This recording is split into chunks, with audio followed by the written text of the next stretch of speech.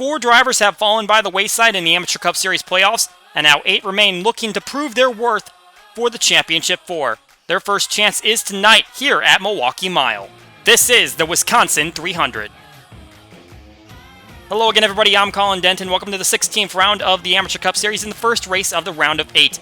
4 drivers are now out of contention for the championship, including 2-time winner Chris Harley, who after last race finds himself in a 4-race skid of finishing outside of the top 20. And Donnie Moore barely kept himself alive after Kenny Knox had a blunder on pit lane. And now the 50 car will be heading into this round of 8 with a shot at the title. We look at the standings leaving the last round. Shane Borland definitely had the strongest round, but Connor Mays had the victory in Nashville. He came into these playoffs without a victory, but he will be eligible for this next round. Donnie Moore just barely squeaking in. Both of the Rain Racing drivers, Robert Harrison and Austin Rogers, still in contention. Harrison's the only driver still in these playoffs without a victory on the season after Mays got that playoff opening victory. But who was going to be able to take advantage of this round at Milwaukee with all the points resetting? We've got 40 laps to figure out who will take a step up heading into these final 3 races. Before we get the green flag on the main event, we had the green flag on the truck drivers trying to qualify their way in. If we're comparing it to the open modified races, probably not the same excitement as we saw there, as the cars were able to stay tight to the low line, and that's pretty much what dictated track position, as Tyler Reed started in the 4th position, but got passed up by Steve Ray and Jesse McConnell, and then from there they pretty much strung out single file, with Mike Simpson taking the victory and being able to be one of the 6 moving on, along with Jasper Rouse, Adam Kuhn, Clint McComb, Steve Ray, and Jesse McConnell, with Reed just sitting outside in the 7th position, and Moses Osborne, one of the non-playoff drivers, hoping that he was going to find his way up there into the top 6, unable to do so. Dalton Wise, unfortunately, finds his way all the way in the back. And for tonight's hot seat, we got one of our playoff drivers, Shane Borland, who's put up 4 straight top 13 finishes. That win at Nazareth that put him into the playoffs, at least in a guaranteed spot. 7th at Nashville and 9th at Simtel Park to go along with his top 10s. So we'll have the onboard look with him. And now it is time to go trackside and get the command to start the engines. Race fans, it's time for those most famous words in motorsports. Here to give you the command to start the engines, please welcome Dr. Jeff Collier. Drivers, start your engines! Fired up when you're ready. The pressure is on now for the 8 drivers trying to qualify for the Championship 4. Time to get a good head start. Let's take a look now at the starting grid. Starting up front is Alexander Rowe, who's got his 2nd career pole, both at the mile tracks. Got his first one at NASCAR. And Adam Kuhn on his outside, 2 top 15s on the mile tracks in trucks. In row 2, 32nd in points, Joey Radcliffe has a good starting spot alongside Shane Borland, who led the points, leaving the round of 12. Row 3, a couple of drivers that got top 10s in recent races. Here's our Arvin Alonso, finished 7th at Simtel Park. 19-car fan finished 8th at NASCAR. Inside row 4, Jay Jefferson, top 11 in the last 3 races. And Chris Harley, one of our departed Chase drivers, 2-time winner this season. Row 5, Clint McComb, the truck's runner-up at Ontario. He made it to the round of 6. And Jake Thomas still looking for his first top 10 finish. He's starting in 10th. John Gilbert on the inside of row 6 got top 20s all throughout the round of 12 to make it to the next round, and Mike Simpson, the NASCAR winner, and the truck's point leader exiting the round of 8. Our most recent winner, Jacob Rose, starts on the inside of row 7, got the victory at Simtel Park, and Griffin Lynn, 5 top 20s in the last 6 races. Row 8, a couple drivers that finished top 20 in our last mile race at NASCAR, Ryan Kendall in 12th and Colin Lindsay in 18th. Inside row 9, the only Chase driver that won in the round of 12, Connor Mays, got the victory at Nashville, and Jesse McConnell, a winner in the trucks at another mile track, Toronto Lakeshore. In row 10, another eliminated driver, Kenny Knox, a 9th at NASCAR, was his best finish last round, and to his outside, Wisconsin native Craig Martin. Row 11 on the inside is Noah Kim, had a good finish at NASCAR, finished 3rd, and Eric Van Arsdale, another eliminated driver, has 4 straight finishes outside the top 20 after a pair of top 5s. Steve Ray got his first amateur top 5 at NASCAR, finishing 4th. Joining him in row 12 will be Robert Harrison, who finished 10th at NASCAR and is looking to advance in the playoffs. Row 13, the 3rd place man at Simtel Park, Kyle Bichelia, inside of Kyle Law, who left around a 12th, 3rd in points.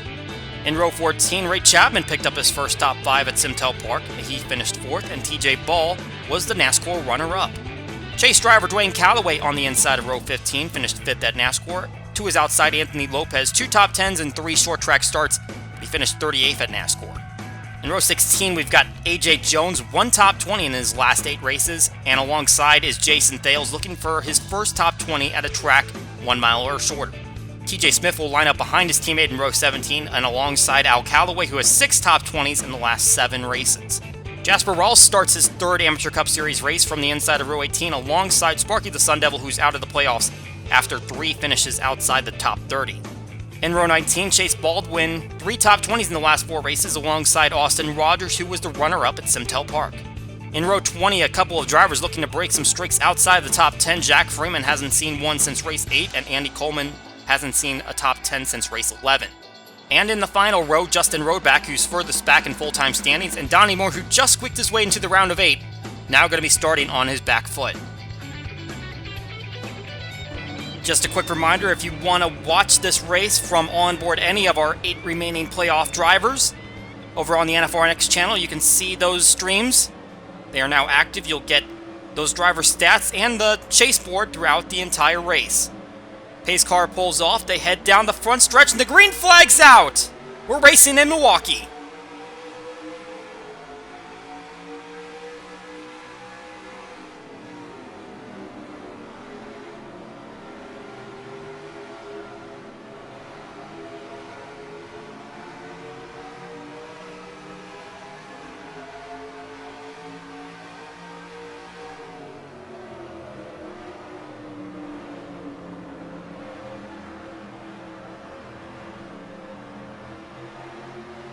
Great jump by Alexander Rowe, getting out there early. Shane Borland finds himself on the outside of Alonso, trying to see if he can find his way to the inside line, which was preferred in the part-timer race, as we saw. Connor Mays making a 3-wide move underneath Griffin Lynn and Mike Simpson, and he's going to get turned into the outside wall! Lynn goes around, but there's damage for the 84 car.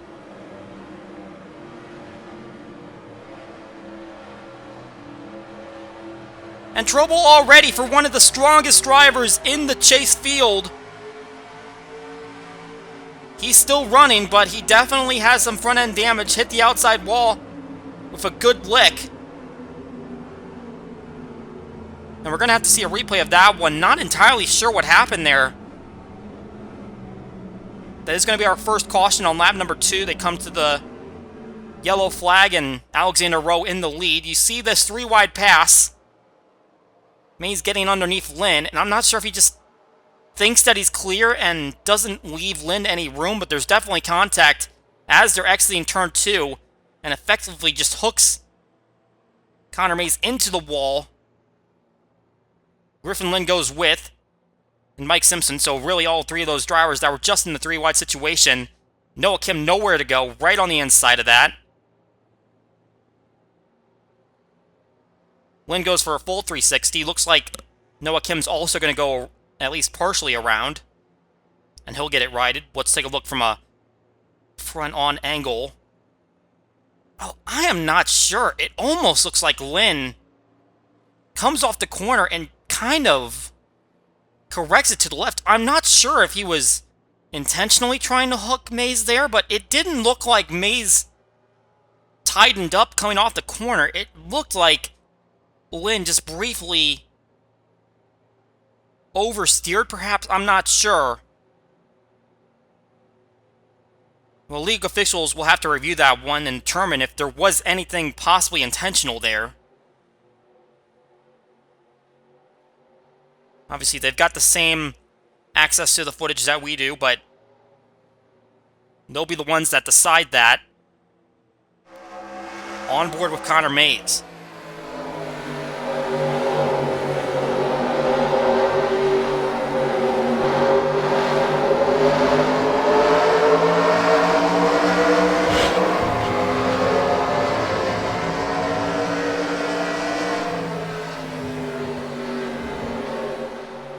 And a look from Robert Harrison. We're under caution here at Milwaukee Mile. 3 laps in the books.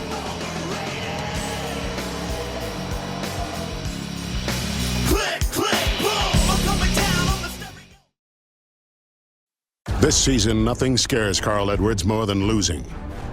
Not a 10-car pileup on a fast track.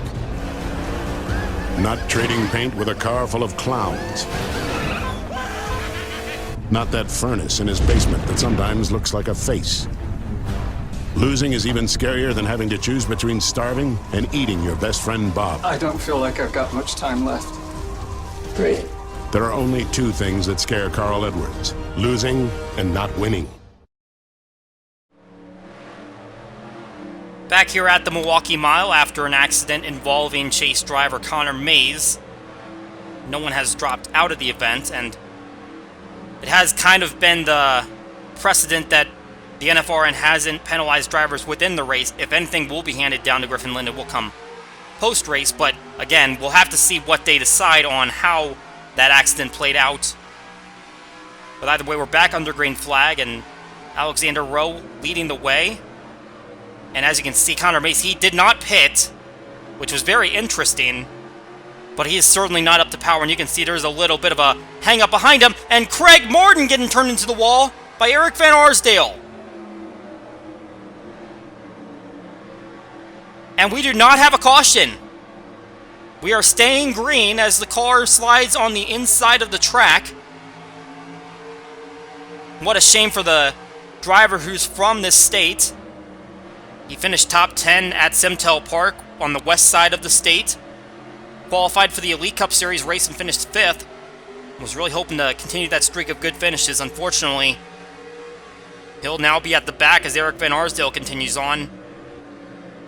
And it all kind of seemed like it stacked up from the 84 car, who has some issues getting up to speed. But as we mentioned during the starting grid, hasn't had any top 20 finishes since he finished 2nd at Peoria, and hasn't gotten a victory this season, and obviously out of the playoffs now. Now we've got Robert Harrison struggling to get around Connor Mays, and he was above the cut line, but now being stuck behind the 84 has put him below it, and obviously as he makes his way by the 84, he'll gain that spot on him as Mays continues to backtrack. He had the 21st place finish at NASCAR, the other mile track we've had on the schedule this season, but obviously that 84 is not running at full tilt. After that contact with the wall, very surprised to not see him come down and get repairs. Now he's got an inside move from Eric Van Arsdale, 3 wide with Anthony Lopez, and they go into the outside wall right in front of Mays. And I think he's going to get through it, but not everyone is, and now we're going to have a caution. Don't believe any chase drivers were involved there, and it looks like Mays was able to slip just through it. But Anthony Lopez was trying to make a move to the inside. Eric Van Arsdale also there at the same time. And for the second time in just a short amount of laps, Eric Van Arsdale involved in an incident. We should mention Craig Martin came down to the pits shortly after, and that's some bad timing for him because now he is trapped a lap down. So it just went from bad to worse for him. Had he just waited a couple more laps, he might have had a chance to stay on the lead lap. But it looks like this is where everyone's going to pit, and it seems like the consensus around the garage is that everyone only needs one stop. And this just might be within their window to make it to the end. Certainly with gas mileage, we'll see what everyone does in terms of tires. We're tracking 3 chase drivers. Dwayne Callaway, the first of those to make it into his box, and he is going to take at least a 2-tire stop. Shane Borland, John Gilbert. You can also see them there. Callaway goes off the jack, and he's taking 2 tires only. And we'll see if everyone else is going that direction, and it looks like all of the leaders are doing that. And Alexander Rowe is going to be the first one off the pits. So it looks like 2 tires for most everybody as we take a look at the race off pit lane. And Alexander Rowe is going to hang on to the lead, but Adam Kuhn's able to jump ahead of Joey Radcliffe. Alonso stays put, and there's quite a few guys that jumped up, especially Dwayne Callaway jumped 8 spots on that stop. Let's go back to this restart. I just want to take a look at Connor Mays, and it looks like he restarts okay, but then as he gets a little bit more speed, it starts piling up behind him, and Craig Martin makes a very ambitious move underneath Jesse McConna. And there you can see Van Arsdale pushing up into the 82, and again, it's one of those situations where it just seems like there's so much time to get separated, and yet the car on the left ends up hooking the car on the right into the inside wall. And you just have to wonder if there was any way that that could have been avoided. Unfortunately for the 82 car, Martin is now 1 lap down after taking a pit stop a little bit later. He did not come in immediately after this accident. Now we take a look at what brought out our caution, as Lopez and Van Arsdale both go underneath the 84 car. And again, it's the 67 on the inside and just pushes up into the 75. This time, though, 75's behind him and sends them both into the outside wall. Jasper Rouse takes a good shot and looks like he's going to run into the inside wall. See if we can get another look at that. Another contact there with Lopez is now Van Arsdale right in the middle of the track, and he's going to get run into by Jack Freeman and Noah Kim. A little bit of collateral there. I believe everyone else is going to make it through. A much needed dodge by the 50 of Donnie Moore. Can't afford to lose any more points after being in the back of the field. So we take another look at this. Should have a look at Jasper Rawls. What happened to him as he is pointed straight at that inside wall. And he's going to hit it pretty flush, which is no more ideal than hitting it head on. Both are a pretty crummy way to make contact, and we'll see if he's able to continue, but looks like he drove away. Oh, and I see Connor Mays up into the wall up there in the top left of the screen, so he did have some contact. Let's take the onboard. Let's see what happened here.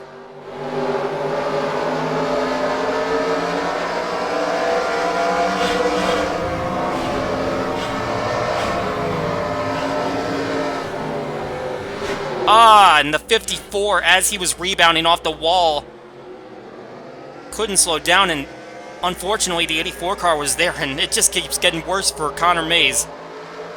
We'll watch this one through Donnie Moore's view as we hit a commercial break. Second caution, with only 11 laps complete. We'll be right back.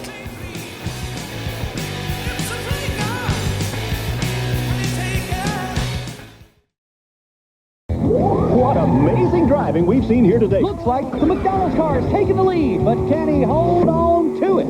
It's the fry smell maneuver. Works every time. And McDonald's wins by a nose. Now McDonald's has Hot Wheels cars with cool stickers that make them look like the ones real NASCAR drivers race. I'm catching you. Bill, Kyle, it's time for the race. Do we have to? One toy in each Barbie Hot Wheels Happy Meal you buy at McDonald's. Did somebody say McDonald's? Back here for the NFRN Amateur Cup Series chase round of 8 at the Milwaukee Mile. Alexander Rowe leading the way from the pole. Won the race off pit lane, and we'll see if anyone else needs to come back down for a second stop. But as we've heard, it should be the only stop we see this race. Alexander Rowe is certainly hoping that it's going to be the only stop, as he's doing very well up front. However, we did mention Craig Martin fell a lap down after pitting under the green flag, and now he's hogging up that inside line at effectively the same speed as the leaders. So now Rowe's going to have to hope that he can clear the 82, or at least find a way to get to the inside line before someone behind makes their way through, like Adam Kuhn, who doesn't seem to be super quick to get down to the inside line. He might get passed up by Radcliffe at this point, but Martin is certainly holding his own, and he has every right to try and get back on the lead lap and hope that there's going to be another caution very quickly while the 33 is behind him. At the moment, he just about has Rowe cleared, and if Rowe can just get behind the 82, he'll have the space to get into the inside line and keep everyone at bay for now. He hasn't taken that option, though. He continues to run on the outside as we see Connor Mays, after 2 contacts in this race, is now falling away from the pack. And you can see on the chase board, 27 points behind, and it's quite a wide gap between even 4th and 5th. Kyle Lall, 13 points between him and Donnie Moore, who just snuck into the round of 8 after some pit issues with Kenny Knox at Simtel Park. But Mays is certainly going to have a hard time getting the maximum speed down these straightaways. Let's take a look around our chase drivers as Shane Borland and John Gilbert running side by side. Gilbert certainly fared well in the playoffs, had finishes of 8th, 17th, and 6th in the round of 12. He's about to make his way around Shane Borland, about to clear him. Being trailed by Jay Jefferson, and now we ride on board Shane Borland, our hot seat driver. He's trying to see if he can get down to that inside line. Jefferson's going to claim that spot. And it looks like Clint McComb is in the mirror of the 60 car. Borland might have an opening now to try to get down to the inside. And he does. He's going to take that spot, so 60 car will stop the bleeding for now. To look behind Borland, and there is the 65 of Dwayne Callaway. Certainly did what he needed to do. He had a top 5 at NASCAR, which was sandwiched in between 2 drives that were outside the top 20, so all it really takes to advance is just hope that the drivers around you don't put up any good finishes, and just one will get you to the next round, and that's exactly what Callaway rode into this round of 8. I was hoping to have at least a nice day here in Milwaukee.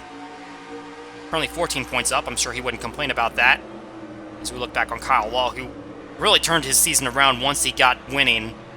Those first 7 races, he was averaging a 23rd place finish, and in these last 8 races, which include those back-to-back victories, he's improved several spots, and he definitely needed that, and he's rode that momentum into this next round of the playoffs, and so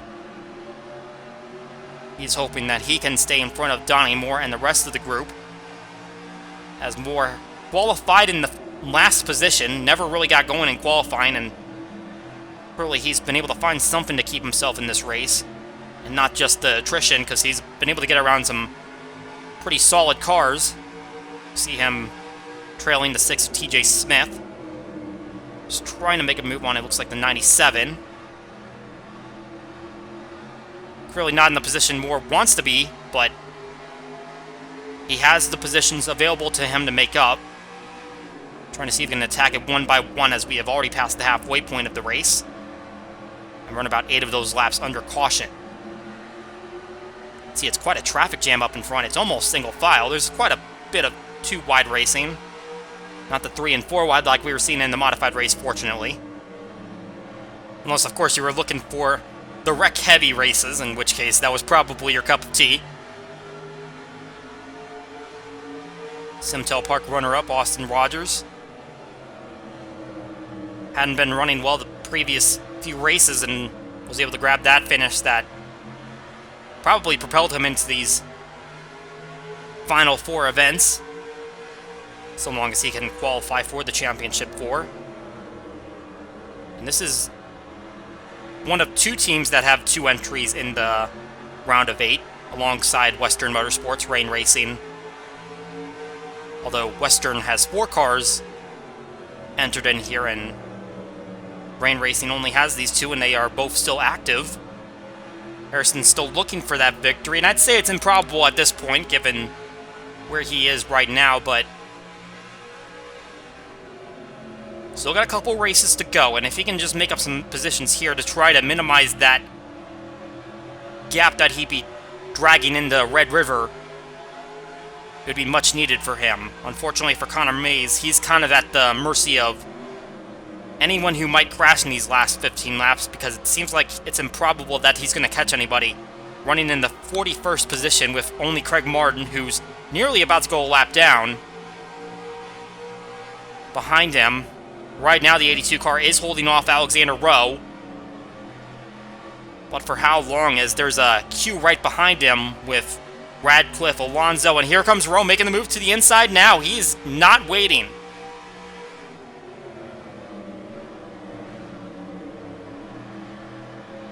Trying his best to get around him. Not quite clear yet. Should have the ability to clear him going into turn 1. And will anybody be able to follow him? That's the big question. Rowe's now clear of the 82, but no one has followed him. And this could be a big break for Rowe, who's been doing very well lately. 3 top 10s in the last 4 races. Tripling his amount in the first 11 events, and looking for that first career victory. He might be able to get it here if it goes green, with Alonso and Radcliffe running side by side behind him.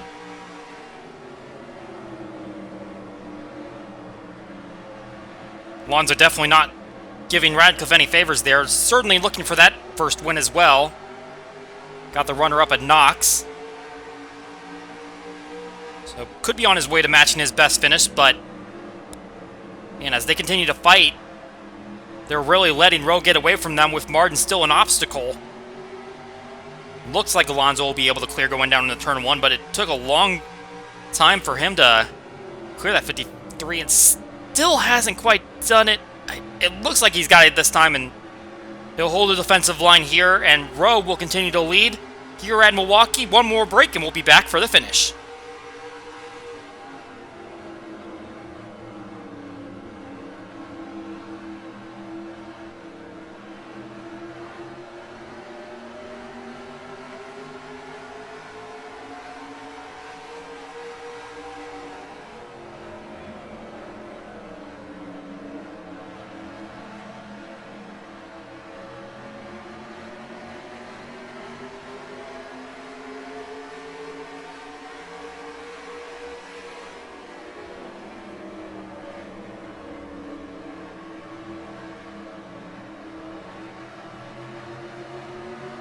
Back here at the Milwaukee Mile for the first race of the NFRN Amateur Cup Series round of 8. Currently a non-chaser leading the way, and Alexander Rowe, who's led from the start of the green flag, took the pole, his second career pole, both coming at the mile tracks, and he's got a pretty good gap over Alonso in second place. Craig Martin, kind of a roadblock in the middle right now, but still holding pace for a lapped car. And meanwhile, Joey Radcliffe is just behind Alonso, trying to see if he can sneak around him for second, and looking for a career best finish. That's currently fourth, and he's running third. That fourth place came at bump drafting. It's a super speedway, so definitely going to be a little bit more credibility if you can get the top 5 here at a shorter non-drafting track. And he is followed by the most recent winner of this series, Jacob Rose, who got the victory at Simtel Park. And quite the back-to-back races for Rose, who was unable to make his way into the chase. He's putting up some good performances, and he's trying to see if he can track down those top 3. At least get into second or third, as it looks like Alonso tried to make a move on Martin as he's trying to make his way around him now. And an unfortunate circumstance for Kenny Knox.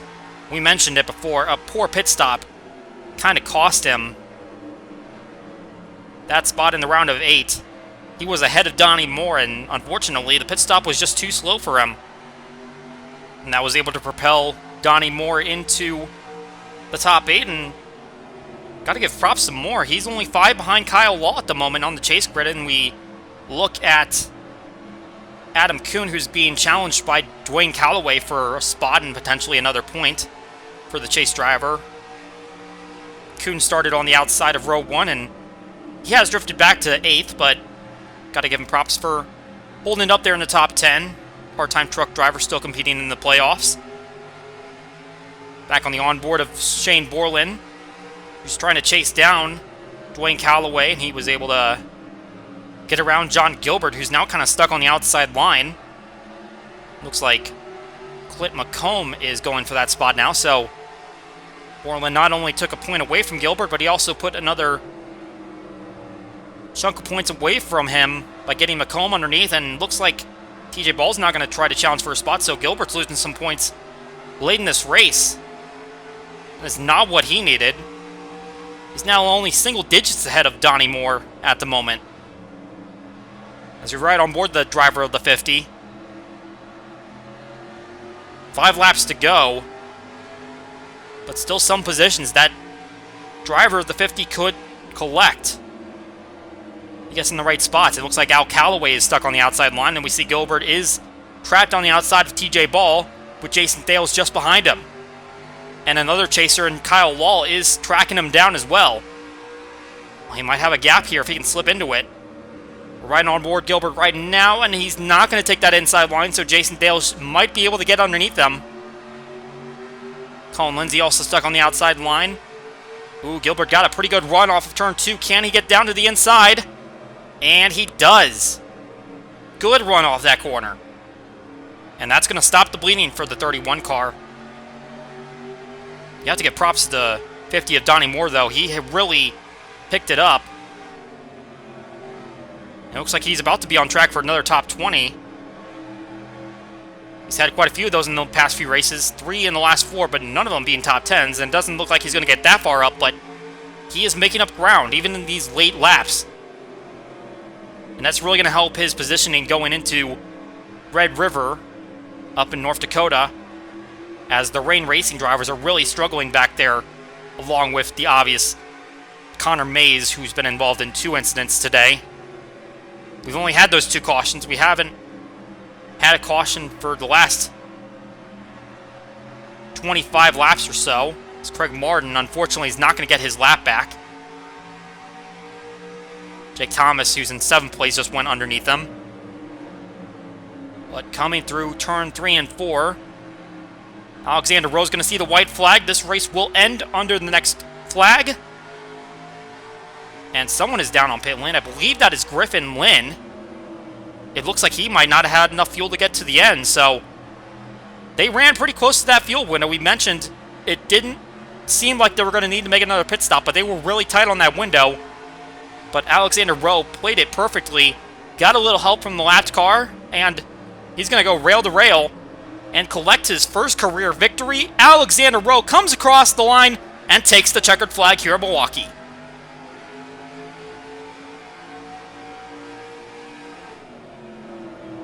Smooth sailing for the driver of number 33. He is tonight's winner of the Wisconsin 300, and although he's not competing for a title, he's going to have a little bit of something to brag about when he heads back to the race shop. Taking a look at the final results in this one, Rowe taking the victory, followed by Alonso and Radcliffe.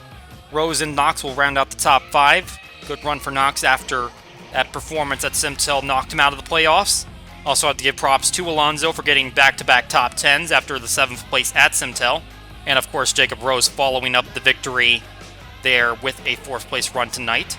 And for the first time this season, Jake Thomas has a top 10.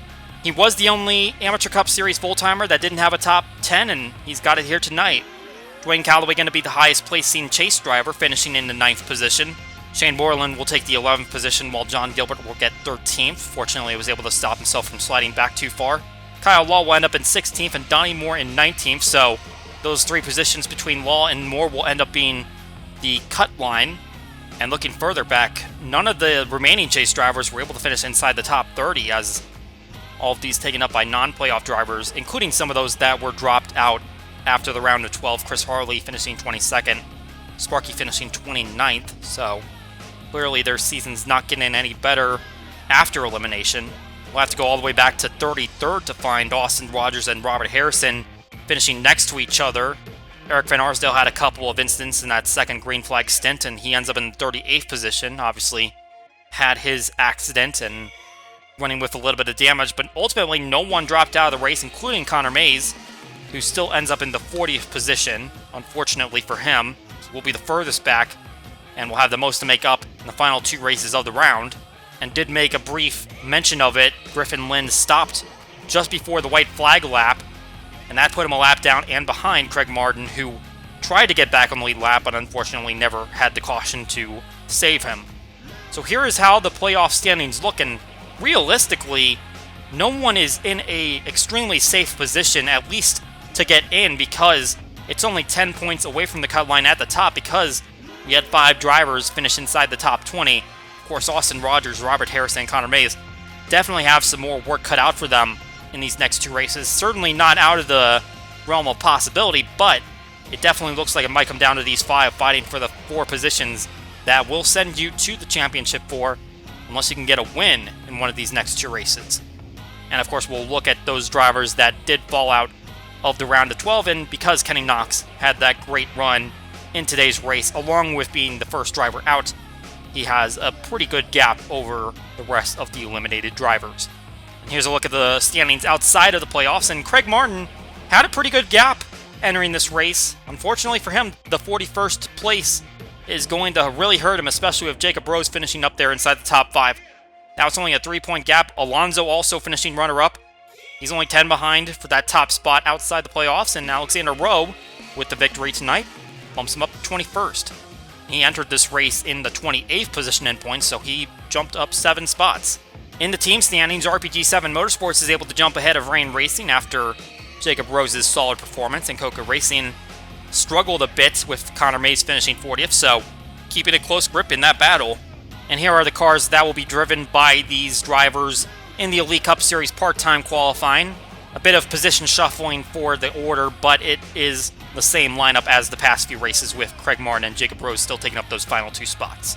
So that's going to do it for the NFRN Amateur Cup Series here at Milwaukee, but we still got another race to go tonight. The Elite Cup Series is going to set their round of 8, and that is about to start next.